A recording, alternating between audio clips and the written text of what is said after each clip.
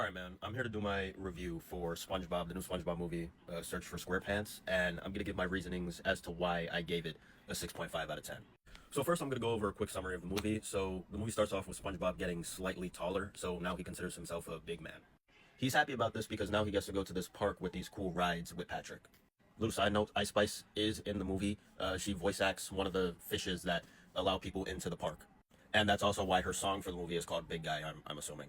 So yeah, everything's all great and jolly until SpongeBob sees some of the rides, specifically the roller coasters, and he realizes, you know what, maybe this life isn't for me. So SpongeBob and Patrick end up going to the Krusty Krab because SpongeBob makes an excuse that, oh wait, I can't ride this because I promised Mr. Krabs that we would ride it together. So Patrick's like, I bet let's go to the Krusty Krab, let's go get Mr. Krabs, and let's come back and do this shit.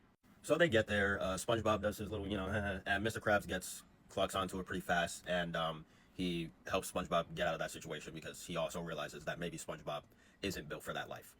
Then Mr. Krabs tells this little story about how he used to be a brave man sailing the seas, owning his own ship, and doing adventures with the Flying Dutchman and shit, which inspires SpongeBob to want to be just like him. Now, I'm not gonna lie, I forgot what they called it. It started with an S, but I'm just gonna call it Big Guy for the rest of this video, or Real Man, because I can't be asked. So the Bob asks Mr. Krabs, hey, how can I be like you? Can you teach me? And Mr. Krabs is like, nah, man, you're not built for that life.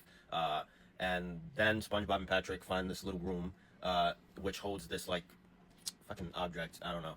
And they end up summoning the Flying Dutchman, and he takes them to the underworld to be big guys. Mr. Krabs realizes, oh shit, I fucked up. Him, Squidward, and Gary, of all people, they go to the underworld to save SpongeBob and Patrick. So I'm gonna skip a little. They go on wild, wacky adventures, a whole lot of bullshit happens, until finally they get to the place where they're going to, and basically the Flying Dutchman wants to break his curse, and the only way to do that is to get to this place, have a human play the not a flute, it's some thing, and it ends up reversing the curse to the person that plays it, and it frees the person that's cursed and lets them be human again. The Flying Dutchman becomes human, SpongeBob and Mr. Krabs get turned into ghosts, and then they go to the real world to break the musical instrument to reverse the curse before sunset. That's when they end up getting on this big ass roller coaster that genuinely it goes over the moon and down. It was the most magical thing I've ever seen in my life. There's also a thing about bubbles and shit, and not wanting to be a bubble blower and shit like that, so work. Anyway, SpongeBob uses his bubbles, he breaks the musical instrument, and they're freed. The Flying Dutchman is back to being the Flying Dutchman, and happy ending. Word.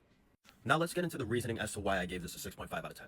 Now, first of all, let me just say, I compared this a lot to the first SpongeBob movie, and I regard the first SpongeBob movie as a cinematic masterpiece, okay? So, in comparison, I even like the second movie. I think the second movie is fire as well. So comparing those two to this, it's nowhere near the peak that was the first or even the second movie.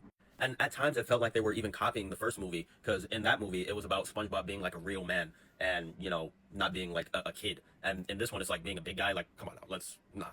And even comparing this to like the OG SpongeBob show, like OG SpongeBob is peak cinema, bro. Anyone that grew up during that time of like peak SpongeBob, you know how fire that shit was. So I don't know, it's just like the new SpongeBob shit, the new gen SpongeBob shit, it doesn't compare to the OG shit. You know what I mean? And I'm pretty sure this is the fourth movie. I didn't even see the third movie that came out. Hold on. Whatever this shit is, this is the third movie. I've never seen it ever. This second movie, it was fire. I approve.